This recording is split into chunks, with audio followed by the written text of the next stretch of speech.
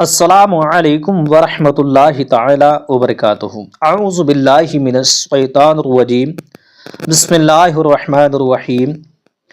रात में सोने से पहले इशा की नमाज के बाद में किसी भी वक्त आप ये अमल कर सकते हैं।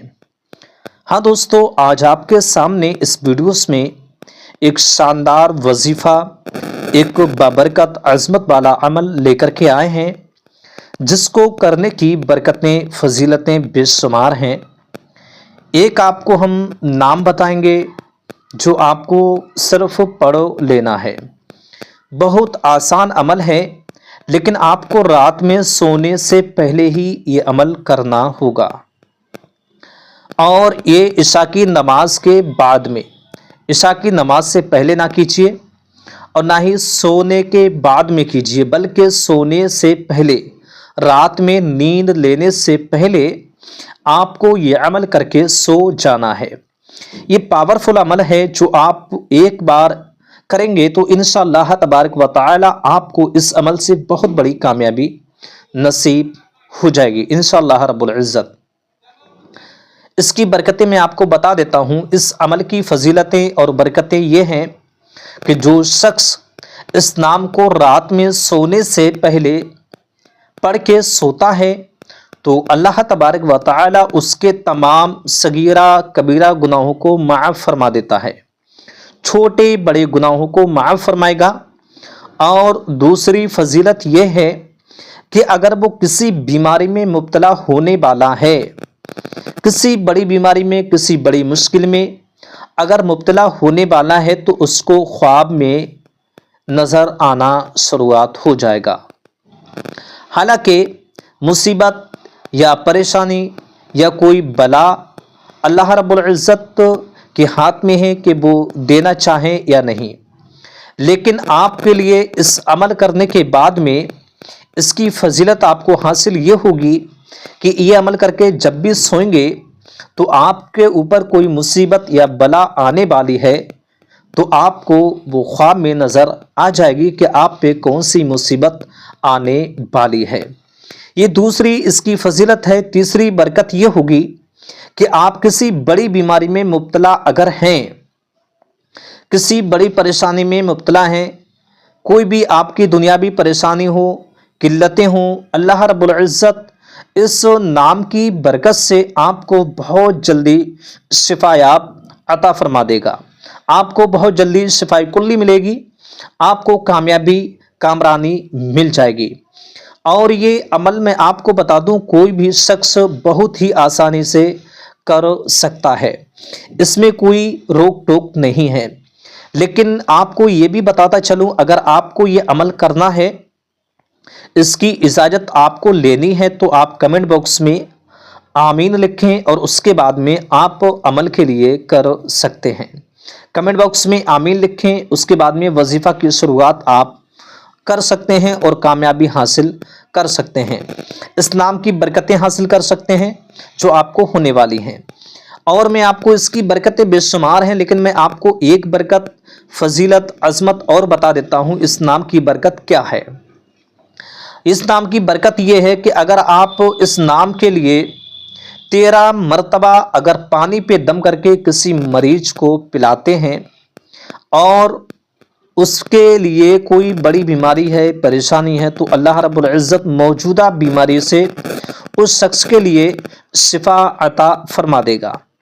ये इसकी और बरकतें हैं, बेशुमार बरकतें हैं जो आपको मैं बताता रहूँगा तो वीडियोस काफ़ी लंबी हो जाएगी, इसलिए मैंने कुछ बरकतें बता दी हैं।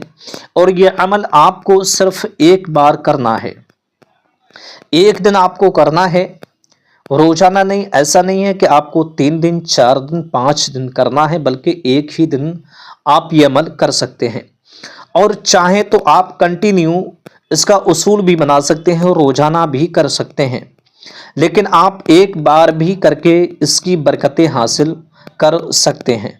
एक दिन भी आप करेंगे तो आपको इंशाअल्लाह तबारक व तआला कामयाबी हासिल हो जाएगी।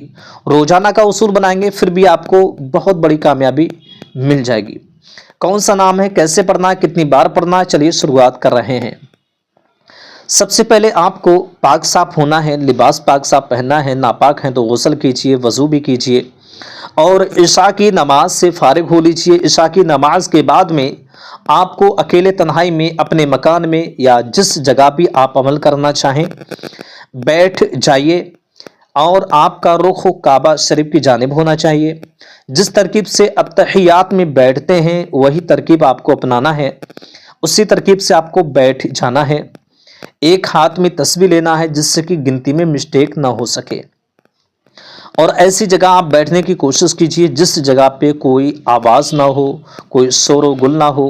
तन्हाई की हालात में बैठें तो आपका अमल जो होगा वो बेहतर तरकीब से होगा।